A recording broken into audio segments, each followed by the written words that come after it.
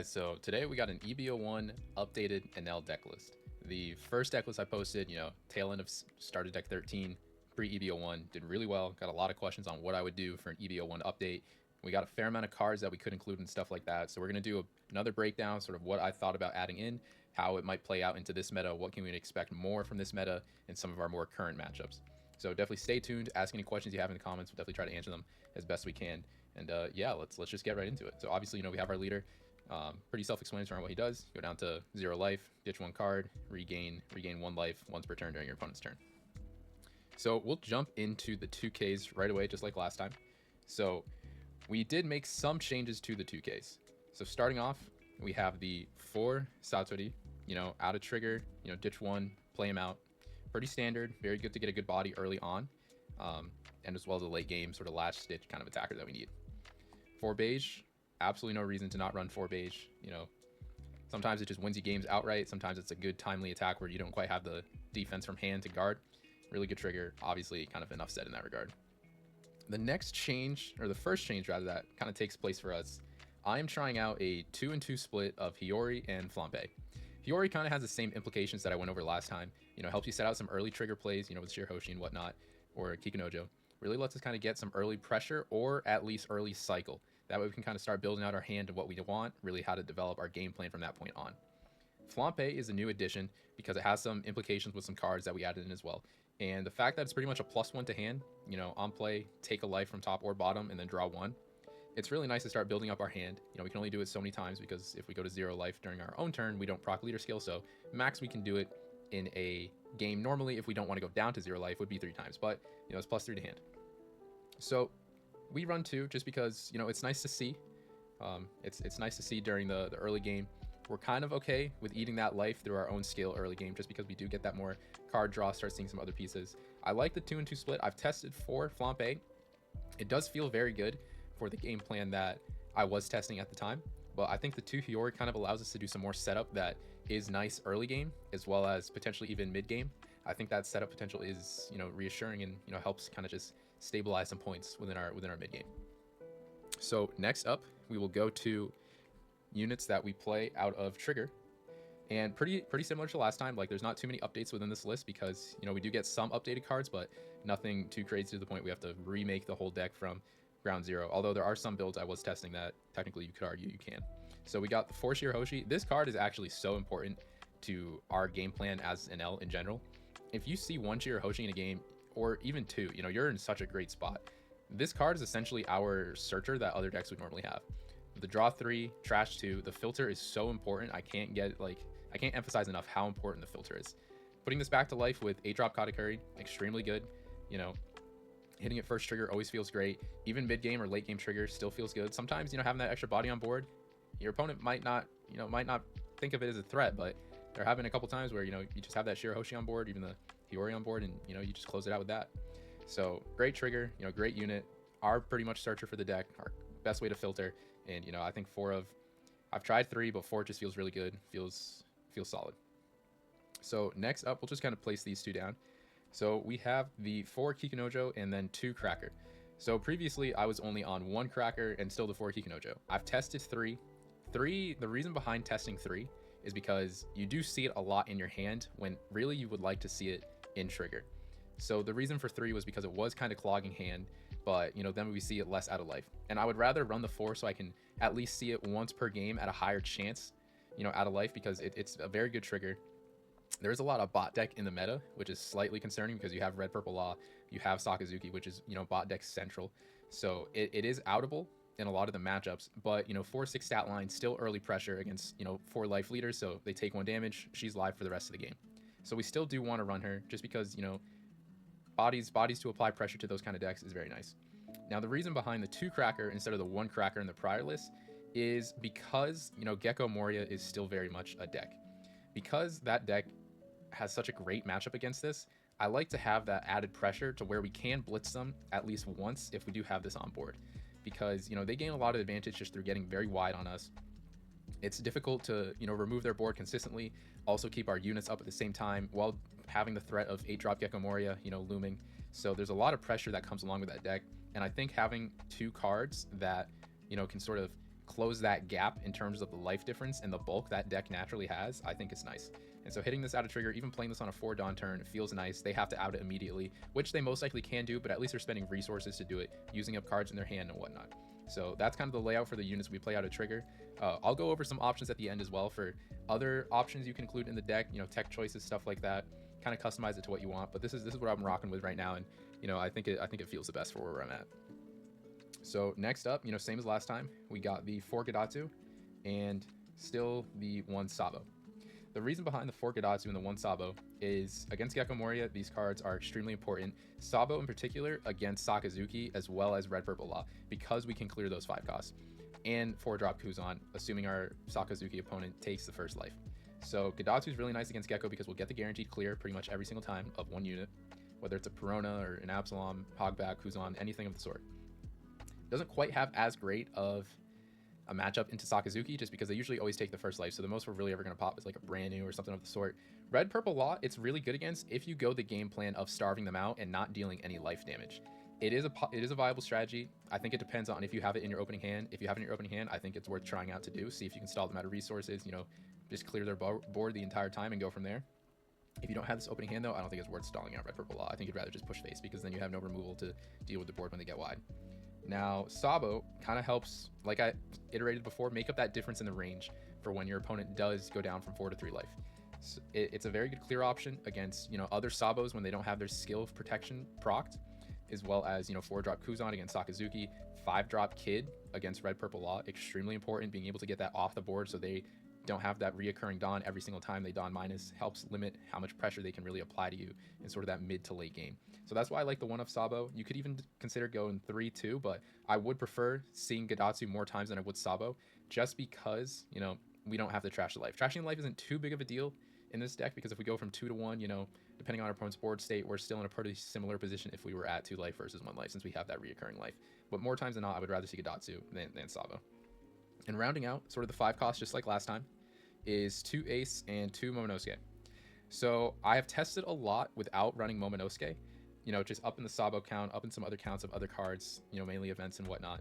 2 Ace feels really nice. 1 Momonosuke still feels very nice. The mid-game potential of putting Hiyori back to life, sort of getting that 2K back to hand, stabilizing a bit in the mid-game, as well as having him as a blocker, it's a surprising amount of like defense that you do have, which is sort of the 1 card. You end up doing a lot, which is the 1 card, putting Hiyori back to life. You get a 2K in hand, as well as, you know, he could even be an attacker 5-6. You know, so he has a very good point of stabilization within our game plan, which I think even just seeing as a 1 of, because there's a fair amount of cycle through Shirahoshi, you know, we do trigger Flampe here and there, we can get it out of life. You can see it in sort of the moments you do need to see it. Ace, I don't think I'll ever go down from more than 2 copies of this. I might even go up to 3. It's just very good mid-game pressure and can close games out surprisingly well because, you know, put down 5 and then swing 12. Sometimes it's a great closer. Sometimes it's a great mid-game because it is a tricky unit to remove mid-game, unless your opponent just dedicates their whole turn to, which, you know, totally possible. Totally possible. But yeah, you know, Ace is a great card. You know, you go down to 2 life pretty easily in this deck. It's not necessarily hard to meet that requirement by any means, and it applies great pressure. 5-7 on a 6-down curve, 5-down curve feels really good. It really helps you build tempo in this deck, which you need mid-game tempo with this deck in particular. All right, so we're gonna clean up some of this here, and then from there we will go into sort of the top end of the deck. So the top end of the deck, it hasn't changed too much from what we were doing before, but there are some differences. So first off, we do have the 4 Yamato staple card.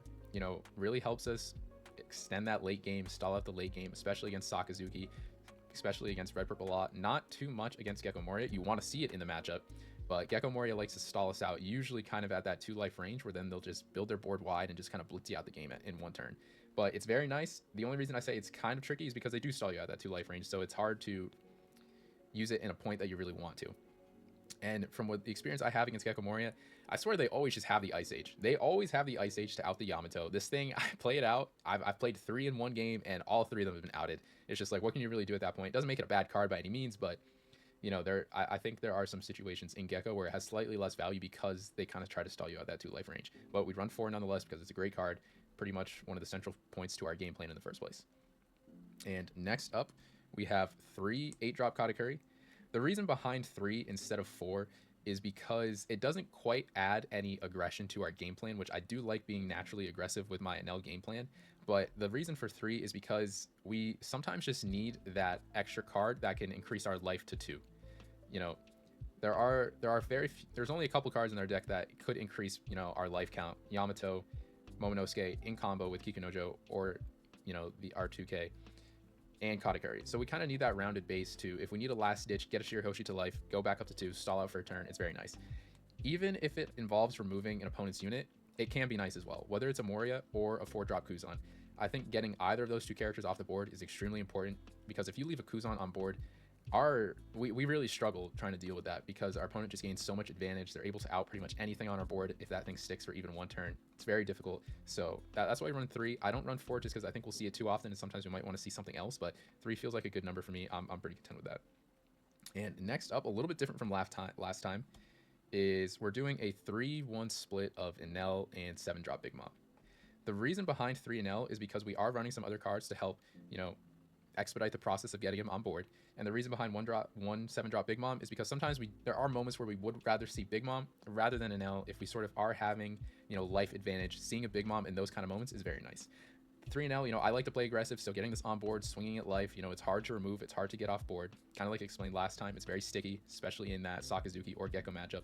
Red Purple Law doesn't feel as good because they can minus it and then just crash into it, trying to drain our resources and whatnot, and not immediately bot deck it. So it's a bit trickier in the Red Purple Law matchup to get really good use out of this. So sometimes I do like to see the 7-drop Big Mom in that one, because it's harder to out. They need 2 cards. Synonymously, they need 2 cards for this, but most of the time when they minus this, it is tapped, so it is swingable into. When we play this on the first, on play, their only option to out it is bot decking it. They can't necessarily swing into it to drain resources from our hands. So I like the 3-1 split. Most of the time we do want to see the Enel more than the Big Mom, because we do kind of like that aggression, the stickiness of the unit on the board. But sometimes there are just moments where seeing the 7-drop Big Mom is kind of exactly what we need. All right, so kind of treading into the end of the deck list itself, and then we can kind of go over some other options that you could run if you so wanted to. So this is pretty much the event spread for the deck.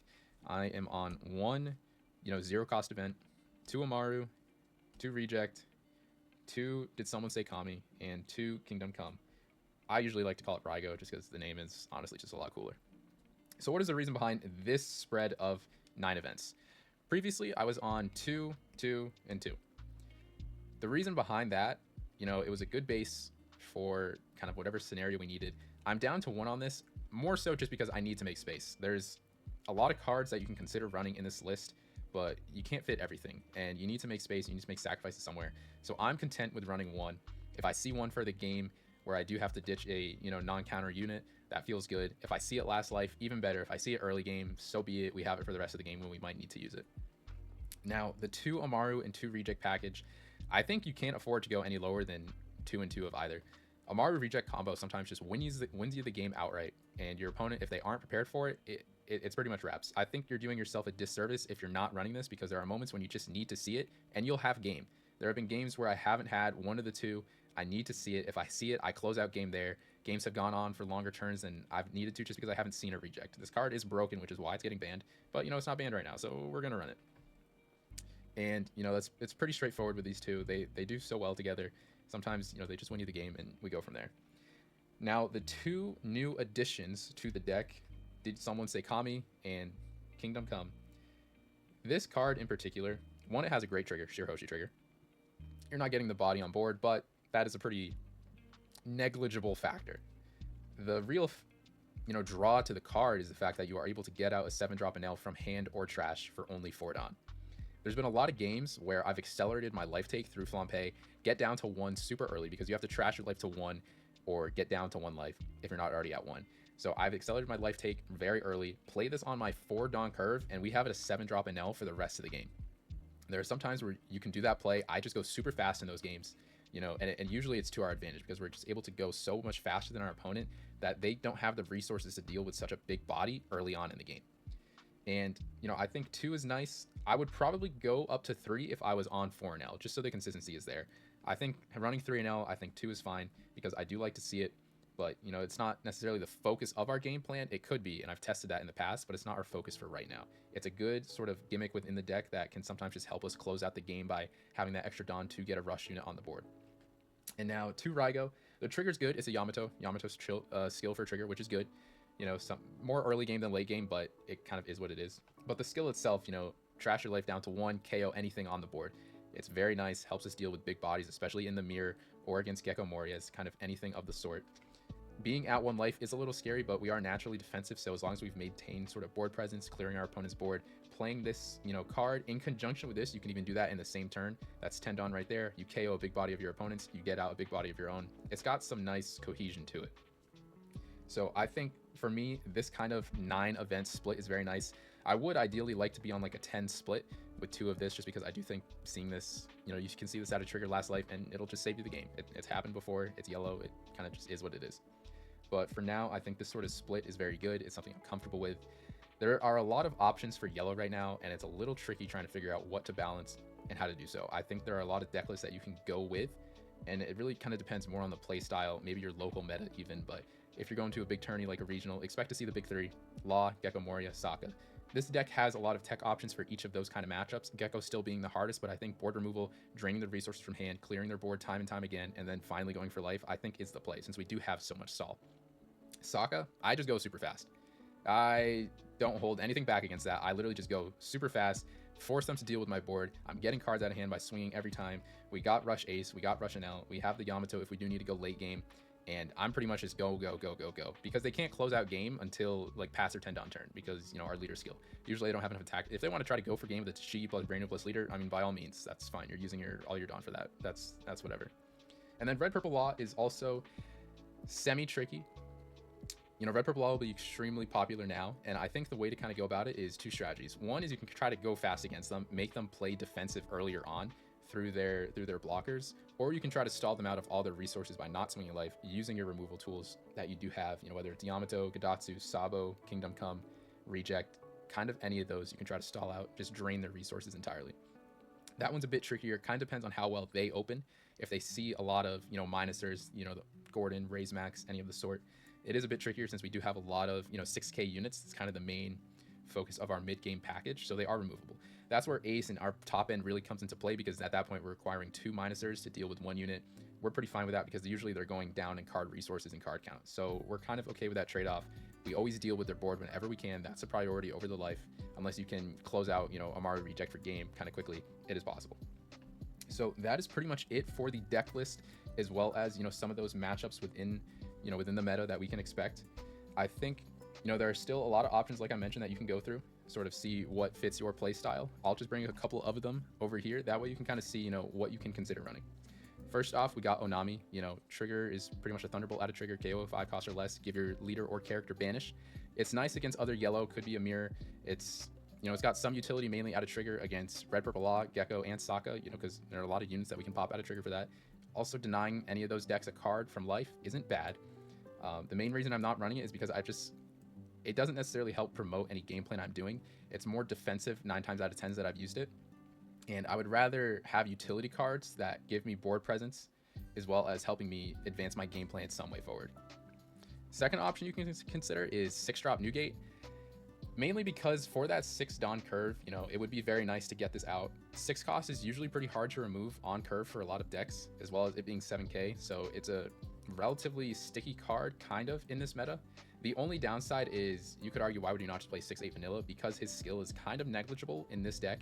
Because we eat life so quickly, we're usually not looking at any more than like 2 cards, which doesn't feel that great for a skill where you would want to adjust as much of your life as possible. But it is an option, it is possible. Next up is 2-drop Shirahoshi Blocker from EB01. I've tested this card, and honestly, it doesn't feel great. The reason I say it doesn't feel great is because it's super outable by Sakazuki, it's super outable by Red Purple Law. Those are both bot deck based decks to an extent for Sakazuki, but it is super outable. Now you could argue, sure, if my opponent wants to use a total whole Houndblaze to deal with a Shirahoshi, yeah, I'll take that. Sure, that's fine. But if it's like a life or death situation and you need this skill to proc, or you need this thing to stick, you're not really going to be the happiest person if it's outed by 1 Houndblaze. In Red Purple Law, it's pretty much a non-existent card. So the real matchup it's useful for is the Gecko Moria option, because the only option they have is to KO it. So you would get that life back. Now what I find in that matchup is they won't KO it, they'll just swing a bunch of times to where you just have to block with it. So it's not really doing anything for you that another card or option is technically going to do for you. I think it's a little bit of a bait, kind of like it definitely has utility, but I think it is more of a bait than it is not. So I'm kind of staying away from it. I think you could run it. I've tested it. You know, sometimes it is nice, but it's not super impactful from what I've experienced. And next up is just another Sabo. I think you could go up to 2 Sabo, kind of build a more removal based deck. I don't think is bad by any means. The reason I don't run 2 is 1, because of space. Space is very tight, and you know it's hard to try to fit all these cards in that I do want. So I'm on the 1 Sabo, but you could go up to 2. Maybe take out the Momonosuke if you're not feeling that kind of game plan. But you know, another Sabo, totally an option. And lastly, for options I've considered is Sanji blocker. Sometimes Sanji out of life just wins you games, regardless of the matchup. Maybe your opponent's out removal options, maybe Red Purple Law already used their skill for the turn, and a Sanji out of life can sometimes just win you the game, whether offensively or defensively. If you need an attacker, you know, extra attacker late game, and you get this out of life, you're chilling. If you need one more defensive option out of life and you win and you get it, you're chilling. So there are a lot of options, you know, that you can consider. These are probably the first 5 that would come to mind that I would put in. You know, another thing you can consider is more 7-drop big bombs if that's sort of your play style, but not quite mine. I prefer being more aggressive. But yeah, that's pretty much a spread of these that I would consider. You know, definitely let me know if you guys have any questions in terms of tech choices or stuff like that. It's not quite as in-depth as the prior guide, just because I went over so much within that one. This is more so just a few changes here and there that I would consider making to my EB01 list. We got a regional coming up this weekend, so gonna definitely try to perform my best. The matchups I'm most comfortable with, honestly, is Sakazuki, and I expect to play that probably the most out of any of the decks there. Uta is a tough matchup. I haven't quite figured out how to do that, aside from, you know, just hitting timely removal and stuff like that, because they can get wide very quickly. They can build hand very quickly. So Uta is a scary matchup. Black Yellow Luffy for matchups right now, I think, is pretty easy for the most part. I've not lost too many of those. I think maybe only a handful, if even. We're just able to build so many big bodies against them that they can't deal with, and they can try to accelerate their life game plan, but sometimes if they go down in life so quickly, you can kind of just swing over with what you got and close out the game there. So you have a lot of threats against that. So a Black Yellow Luffy matchup I think is good. Uta matchup, a little bit on the scary end. Gecko matchup, still super tough. They get wide super quickly, and they just chip away at you, drain your resources. But if you can drain their resources back, clear their board as much as you can, kind of go from there. Red Purple Law, either starve them out or accelerate to the point they have to play defensive really early. I think that's kind of the 1 of 2 strategies that you can go with. Sakazuki, I just go guns blazing against. Let's just tap our units, because they're going to try to clear them anyways. And, you know, just put on the aggression until they, you know, they don't have enough resources in hand to really deal with anything else. Mirror match, you need to see as much top end as you can, because that game will continue to go late. So top end, Kingdom Come removal, extremely important cards within that. Kikunojo, extremely important within that, because, you know, if it's cleared, you gain a life and whatnot. So those are probably the biggest cards in the mirror match that I would advise. I don't think we'll see as many Katakuri, but in the event we do see Katakuri, we also just go fast against them. You know, Ace, Rush and L. If we need to stall a little bit, we got the top end, but those cards in that matchup are extremely key. We just kind of go fast. So that's pretty much it for what we got for this video, for this updated deck breakdown. Let me know any questions you guys have in the comments. I'll definitely be checking in there. Really appreciate the support on the first video. I don't know if this video will do nearly as well, but hopefully it does. Like I said, it's not as much of an in-depth breakdown. So if you want some more information on, you know, cards that have been in the deck previously and why they're so relevant to the meta, because the meta hasn't shifted that much, it's only added some more decks into it, definitely go check out that first video, and, you know, hit me up with any questions you got. We'll be over it, and definitely appreciate you guys watching it. We'll catch y'all later.